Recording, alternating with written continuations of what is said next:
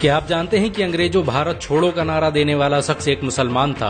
मुंबई में पैदा होने वाले यूसुफ मेहर अली ने ही 1942 में सबसे पहले इस नारे का प्रयोग किया। साइमन गो बैक का नारा भी यूसुफ मेहर अली ने दिया था। मुसलमानों ने भारत की आजादी में बड़ी ही क्रांतिकारी भूमिका निभाई। असहयोग आंदोलन की शुरुआत मुसलमानों ने ही की थी। 1920 में खिलाफत आंदोलन के दौरान मोहम्मद अली जौहर और मौलाना अबुल कलाम आजाद ने सबसे पहले अंग्रेजी प्रोडक्ट का बहिष्कार करने की रणनीति बनाई, जिसके बाद ये आंदोलन पूरे देश में फैल गया। असहयोग आंदोलन में मुसलमानों ने बढ़ चढ़कर हिस्सा लिया। भारत के सबसे बड़े शुगर व्यापारी हाजी सबू सिद्दीक ने अपनी शुगर फैक्ट्री पूरी तरह से बंद कर दी। ये फैक्ट्री इतनी बड़ी थी कि इसके जरिए बनाई गई शुगर पूरे इंग्लैंड में इस्तेमाल की जाती थी। बहुत कम लोग जानते हैं कि बाटा कंपनी भी मुसलमानों की थी, जिसे असहयोग आंदोलन के दौरान एक अंग्रेज ने खरीद लिया था। आपको ये जानकर शायद हैरानी हो कि भगत सिंह का केस लड़ने वाला शख्स भी एक मुसलमान था। बैरिस्टर आसिफ अली ने भगत सिंह का केस तब लड़ा जब कोई भी भगत सिंह का साथ देने को तैयार नहीं था। इंकलाब जिंदाबाद का नारा देने वाले हजरत मोहानी भी एक मुसलमान थे।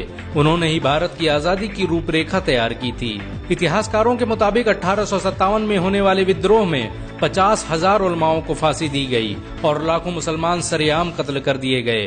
1857 में दिल्ली से लेकर कलकत्ता की रोड पर ऐसा कोई पेड़ नहीं था जिस पर मुस्लिम उलमाओं की लाशें न टंगी हो। मुसलमानों ने ही भारत की आजादी के लिए पहली जंग लड़ी। मैसूर के सुल्तान हैदर अली और उसके बेटी टीपू भारत की आजादी के लिए शहीद होने वाले पहले शासक थे।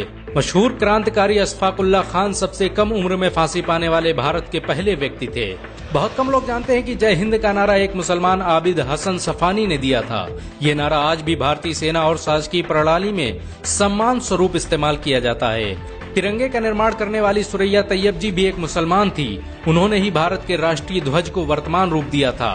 कानपुर में पैदा होने वाले अजीमुल्लाह खान ने ही मादरे वतन भारत की जय का नारा दिया था, जिसमें बाद में कुछ सांप्रदायिक लोगों ने माता शब्द को जोड़ दिया। आपको ये जानकर शायद हैरानी हो कि भारत का पहला राष्ट्रीय गीत अजीमुल्लाह खान ने ही लिखा था। बहुत कम लोग जानते हैं कि मौलाना कासिम नानोतवी ने दारुल उलूम देवबंद की स्थापना अंग्रेजों को भारत से निकालने के लिए की थी। इस मदरसे का मकसद देश में ऐसे नौजवानों को पैदा करना था जो भारत की आजादी में योगदान दे सकें। रेशमी रुमाल आंदोलन की शुरुआत करने वाले मौलाना महमूदुल हसन और मौलाना उबैदुल्ला सिंधी दारुल उलूम देवबंद के ही छात्र थे। मौलाना उबैदुल्ला सिंधी ने सुभाष चंद्र बोस के साथ मिलकर भारत की पहली अस्थायी सरकार की स्थापना की थी और वह भारत के पहले गृह मंत्री भी थे। आपको ये जानकर शायद हैरानी हो कि मौलाना महमूदुल हसन ने ही 1920 में गांधी को महात्मा का लक़ब दिया था। उनका ये नाम इतना मशहूर हुआ कि पूरी दुनिया में गांधी महात्मा गांधी के नाम से जाने जाने लगे। महमूदुल हसन ने ही हकीम अजमल खान के साथ मिलकर 1920 में जामिया मिलिया इस्लामिया यूनिवर्सिटी की स्थापना की थी, ताकि भारतीय शिक्षा तंत्र को अंग्रेजों के चंगुल से आजाद करवाया जा सके। आपको ये जानकर शायद हैरानी हो कि काला पानी जैसी दर्दनाक सजाओं को पाने वाले 90% से अधिक लोग मुसलमान थे। अंडमान निकोबार में आज भी सबसे ज्यादा कब्रें मुसलमानों की हैं। मुसलमानों के अलावा दूसरे लोगों ने काला पानी से बचने के लिए न सिर्फ माफीनामे लिखे बल्कि अंग्रेजों की मुखबिरी भी की। मुसलमानों ने ही अंग्रेजों के खिलाफ सबसे पहले हथियार उठाए। 1772 में शाह अब्दुल अजीज ने अंग्रेजों के खिलाफ फतवा देते हुए ऐलान किया कि अंग्रेजों की गुलामी हराम है और हर मुसलमान पर फर्ज है कि वो अपने मुल्क और देश की आजादी के लिए खुद को कुर्बान कर दे। 1857 में होने वाले विद्रोह की प्लानिंग एक मुसलमान मौलवी अहमदुल्ला शाह ने की थी। वो भारत के अकेले इंसान थे जिन पर अंग्रेजों ने 50,000 रुपए का इनाम रखा था। ये रकम इतनी बड़ी थी कि राजा जगन्नाथ ने पैसों की लालच में आकर अहमदुल्ला शाह की मुखबिरी कर दी और अंग्रेजों ने उन्हें शहीद कर दिया। बहुत कम लोग जानते हैं कि 1857 में शहीद होने वाले 90% लोग मुसलमान थे। जालियांवाला बाग में जनरल डायर की गोलियों का निशाना बनने वाले अधिकतर लोग भी मुसलमान थे। भारत की आजादी का नेतृत्व करने वाले संगठन इंडियन नेशनल कांग्रेस के 9 से अधिक प्रेसिडेंट मुसलमान रहे। गांधी जी ने अफ्रीका में जहां वकालत की पढ़ाई की, वो कॉलेज भी एक भारतीय मुसलमान का था और वह जब भारत में आए तो उन्होंने आजादी के लिए अली ब्रदर्स के साथ काम करना शुरू किया, जो कि मुसलमान थे। बहुत कम लोग जानते हैं कि 1921 में केरल के मुसलमानों द्वारा अंग्रेजों के खिलाफ लड़ी गई जंग में 3,000 से अधिक मुसलमान शहीद हुए थे और 50,000 मुसलमानों के जेल में कैद कर दिया गया था। ये आंदोलन मोपला मुस्लिम आंदोलन के नाम से जाना जाता है। 1942 में शुरू हुए भारत छोड़ो आंदोलन की रूपरेखा मौलाना अबुल कलाम आजाद ने तैयार की थी। संविधान निर्माता डॉक्टर भीमराव अम्बेडकर को पहचान दिलाने में मुसलमानों का बड़ा योगदान रहा है। 1946 में जब भीमराव अंबेडकर दलित होने की वजह से इलेक्शन हार गए तो बंगाल मुस्लिम लीग ने उन्हें मुस्लिम इलाके से इलेक्शन लड़ने की दावत दी। इस तरह भीमराव अंबेडकर संविधान सभा का हिस्सा बन सके। अगर मुसलमान भीमराव अंबेडकर को इलेक्शन न जिताते तो उन्हें कभी भारत के संविधान को लिखने का मौका न मिलता।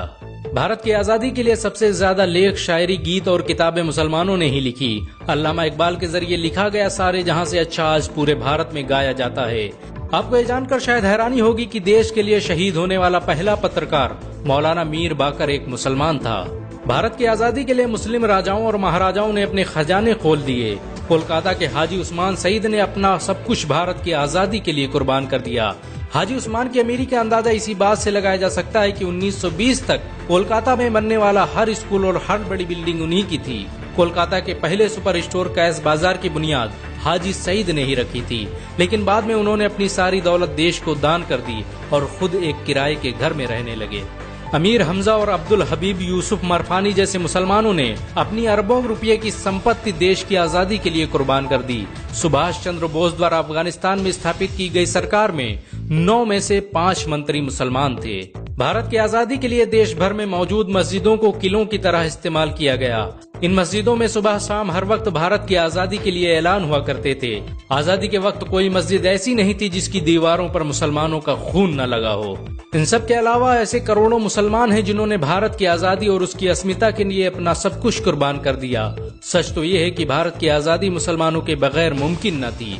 भारत आज भी आजादी के लिए मुसलमानों का एहसानमंद है।